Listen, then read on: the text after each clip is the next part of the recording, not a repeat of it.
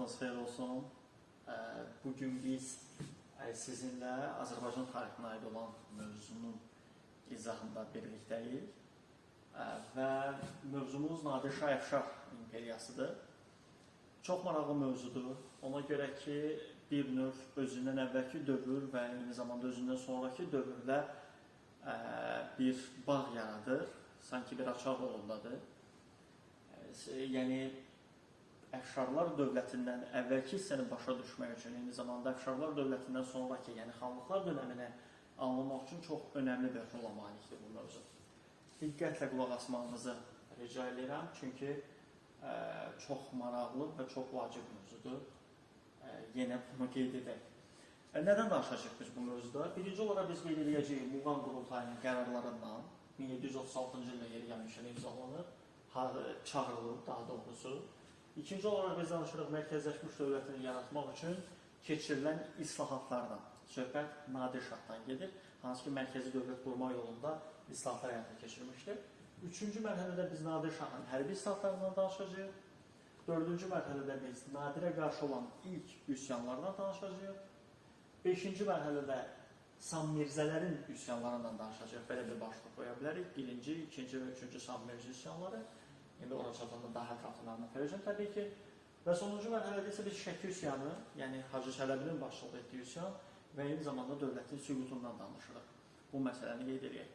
Birinci olaraq nədən danışırıq? Azərbaycan tarixində çox ciddi rola malik olan bir dövlət, Səfəvilər dövləti 1736-cı ilə qədər mövcud olur, 1501-ci ildə yaranmışdı Şah İsmayıl tərəfindən və dövlət 1736-cı ildə süqut edir. Amma dövlətin süqutuna qədər onsuz da 30-cu illərdə xüsusən Nadir xan, belə deyək ki, idarə etmədə idi və səlahiyyətlər onda idi. Və diqqət etdirsə, mən Nadir xan dedim, Nadir Şah demədim. Çünki testlərdə çox önəmli bir hissədir bu. Misal üçün, hadisələri verəcək və aşağıdakılardan hansı Nadirə aiddir qeyd etsə, o zaman biz 1736-cı ildən əvvəlki dönəmi götürürük və yaxud götürə bilərik. Hansılar Nadir Şaha aiddir qeyd etsin, o zaman 1736-cı ildən sonraki dönəmi götürürük. Çünki 1736-cı ildə Nadir özünü şah elan edir və yeni bir dövlətin əsasını qoyur. Söhbət Əfşarlar dövlətindən gedir, hansı ki daha sonra Əfşarlar imperiya çevrilir. Əfşarlar dövləti Su Qovuşan qurultayında yarandı. Ümumiyyətlə biz qurultaylar barədə keçmişik, bilirik. Misal üçün Su Qovuşan qurultayını biz burada öyrənirik, daha doğrusu Su Qovuşanda Muğan qurultayı. Bundan əlavə biz qeyd edə bilərik, misal üçün Onun çay sahilində qurultay 1206-cı ildə hansı ki Çingiz Xanın rəhbərliyi ilə Monqol imperiyası yaranmışdı.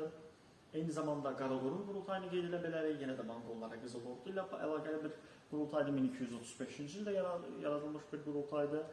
Və eyni zamanda Muğan qurultayı bu üçü xüsusi əhəmiyyət kəsb edir. Misal üçün Mərv qurultayını qeyd etmək olar.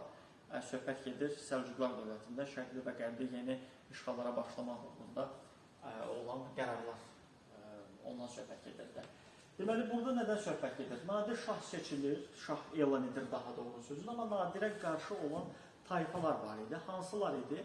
32-lər, Ziyadoğlular, Kəbirli və eyni zamanda Cavanşir tayfaları. Yaxşı, bu tayfaların taleyi necə oldu?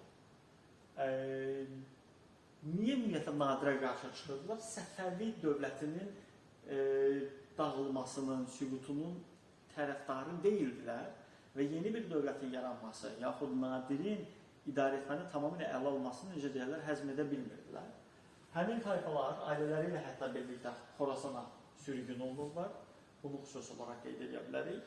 Və yeri gəlmişən, həmin dövrdə Qazax, Borçalı və eyni zamanda Şəmşəddin ərazilərindən söhbət biz edə bilərik ki, bu ərazilər Gürcülərə, Gürcü çarlığına hədiyyə olaraq verilmişdir. Və biz bir məsələni xüsusi qeyd edə bilərik ki, Nadir Şahın Azərbaycan tarixində olan ən ciddi və önəmli səhvlərindən biridir ki, onu Gürcülərə verilmişdi idarə etməsini ki, bu torpaqlar Azərbaycanın nəzarətindən çıxmış olurdu. Digər bir tərəfdən bəylərbəyliklər var idi, hansı ki, həmin bəylərbəyliklər Qarabağ ərazisinə fəaliyyət göstərirlər. Bəylərbəyliklərə sərbəstlik verilmişdir. Bunu da xüsusi olaraq qeyd edə bilərik. Nadir şahın qurduğu dövlət artıq daxildə, necə deyərlər, ciddi islahatlara getməli olur ki, güclü bir dövlət halına gəlsin, hansı ki, bu xarici siyasətdə təsir etsin. Birinci mərhələdə biz nədən danışdıq? Qısa bir daha qeyd edək. Əfşarlar dövlətinin yaranması 1736-cı ildə, Nadirin özünü şah elan etməsi, su qovuşanda, Muğan qurultayında yeni bir dövlətin əsasını qoymasından danışdıq. Nadirə qarşı çıxan tayfalar 32-lər, Ziyadoğlular, Kəbirli, Cavanşir tayfalarını biz qeyd edə bilərik. Digər tərəfdən həmin tayfaların nümayəndələri yaxud